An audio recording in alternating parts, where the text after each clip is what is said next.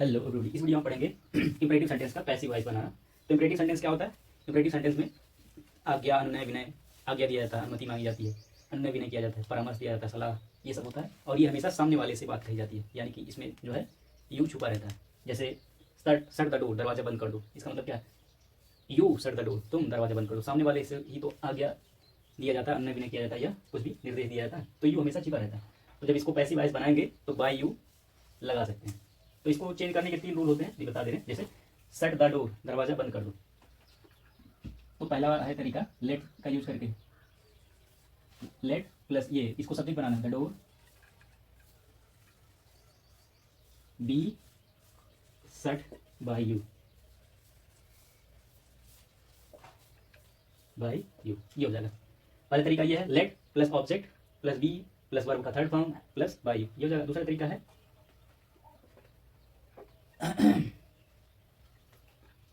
ये the door, इसको subject बना लेना है, द डोर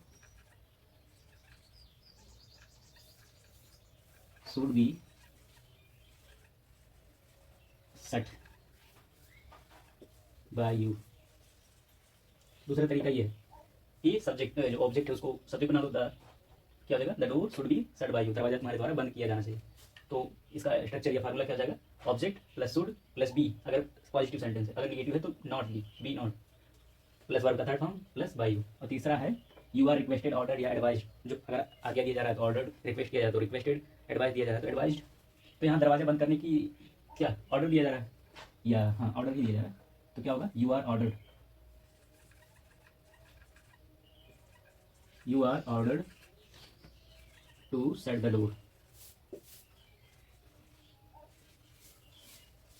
तुम्हें दरवाजा बंद करने की आज्ञा दी जाती है। तो ये 3 तरीके हैं, इनसे कर सकते हैं। लेकिन हाँ ध्यान देना है, पहला जो लेट वाला तरीका है और दूसरा ये object plus should be plus plus should plus be, अगर पॉजिटिव है और नहीं है निगेटिव है तो नॉट बी प्लस वर्ब का third form plus by you. और अगर कोई ऐसा सेंटेंस आता है जिसमें ऑब्जेक्ट नहीं है तो उसको केवल तीसरे तरीके से ही पैसिव वॉइस बना सकते हैं। यही रहेगा you plus is am are, जो भी रहेगा यू इज एम आर नहीं, आर ही रहेगा, यू के साथ में आ रहा है, you plus are plus verb का ये ऑर्डर, रिक्वेस्टेड, कमांडेड, जो भी है, रिक्वेस्ट है तो रिक्वेस्टेड, ऑर्डर ऑर्डर। अब जैसे यहाँ देख लेते हैं do not insult the poor. अब यहाँ द पुअर ये ऑब्जेक्ट है, ऑब्जेक्ट है, अगर ऑब्जेक्ट रहेगा तो तीनों तरीके से इसको कर सकते हैं, नहीं रहेगा तो केवल तीसरे तरीके से कर सकते हैं। जैसे कि यहाँ एक एग्जाम्पल देख लेते हैं, go away from here at once, यहाँ से तुरंत चले जाइए, यहाँ पर ऑब्जेक्ट है नहीं, तो यहाँ केवल तीसरे तरीके से ही इसको पैसिव वॉइस में चेंज कर सकते हैं। तो क्या हो जाएगा? यू आर एडवाइज, आपको सलाह दी जाती है कि यहाँ से तुरंत चले जाइए, you are advise to go away, to go away from here at once, तुरंत। उसी तरह का एक सेंटेंस और भी ले लिए जिसमें ऑब्जेक्ट नहीं है, जैसे please do not stand here, कृपया यहाँ खड़े मत होइए। तो यहाँ क्या है? सलाह दिया जा रहा है, यू आर एडवाइज्ड। अगर आगे दिया जाता तो ऑर्डर्ड, अगर रिक्वेस्ट किया जाता तो you are requested, you are advised, you are advised not to stand there here. और बाकी जिसमें ऑब्जेक्ट रहेगा उसको तीनों तरीके से कर सकते हैं, जैसे कि ये do not insult the poor, गरीबों की बेइज्जती मत करो। तो क्या हो जाएगा? पहले लेट वाले तरीके से कर लेते हैं, let the poor not be insulted, insulted by you. इसका मतलब क्या होगा? गरीबों की तुम्हारे द्वारा इंसल्ट नहीं की जानी चाहिए। दूसरा ये object plus should plus be या बी नॉट प्लस वर्ब का third form plus by you. तो यहाँ क्या है? ऑब्जेक्ट क्या है? द पुअर, इसको लिख करेंगे, the poor should not be insulted. अब बाय यू हमेशा हर जगह लगेगा, क्योंकि सामने वाले से ही आज्ञा हमने भी नहीं किया जाता है, तो बाय यू लगाओ चाहे ना रहो, इतने रहने दोगे तब नहीं हो जाएगा। The poor should not be insulted, गरीबों को बेइज्जत नहीं किया जाना चाहिए, इंसल्ट नहीं किया जाना चाहिए। तो इंसल्टेड यहाँ तक छोड़ दो या बाय यू लगा लो। तीसरा तरीका है क्या? यू आर रिक्वेस्टेड, ऑर्डर या एडवाइज्ड। तो इसमें क्या कहा जा रहा है? गरीबों का जो को इंसल्ट मत करो, तो यहाँ एडवाइस ही दिया जा रहा है, तो you are advised, you are advised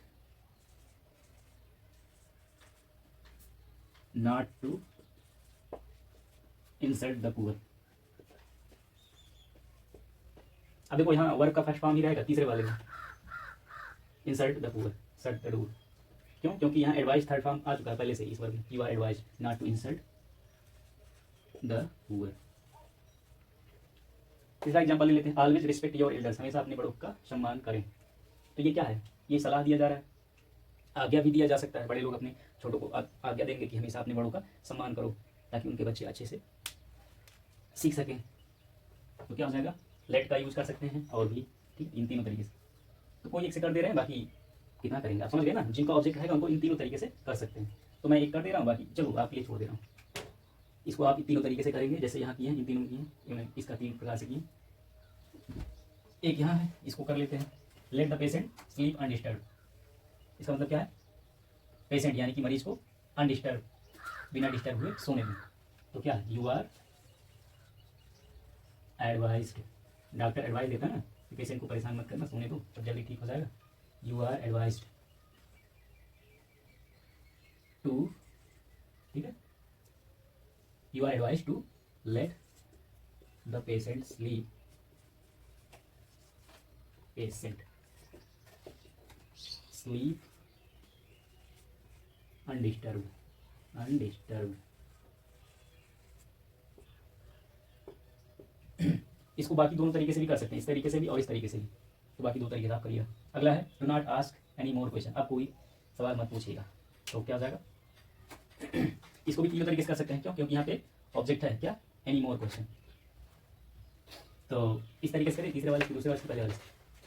चलो दूसरे वाले तरीके से कर देते हैं, शुड वाले से। तो क्या हो जाएगा? तो एनी मोर को चेंज करने के नो मोर हो जाएगा, no more, no more questions, no more question,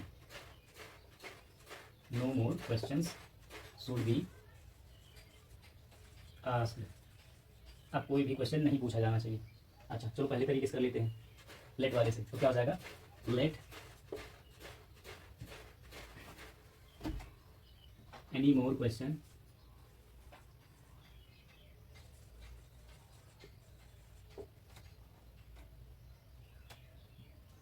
not be asked. ये पहले वाले अच्छा तीसरे वाले से कर लेते हैं, you are order to shut the door, मतलब इस तरीके से, यू आर ऑर्डर रिक्वेस्ट, इस तरीके से। तो इसमें क्या है? Do not ask any more question, कोई अब और कोई भी क्वेश्चन मत पूछें। ये सलाह दिया जा रहा है, हो सकता है जो क्वेश्चन का जवाब दे रहा हूँ थक गए हूँ या उनको कोई और काम है। तो क्या है? सलाह है। यू आर एडवाइज्ड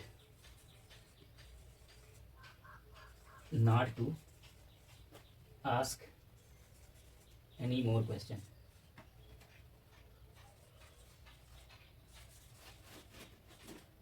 यहाँ नीचे लिखने में दिक्कत होगी।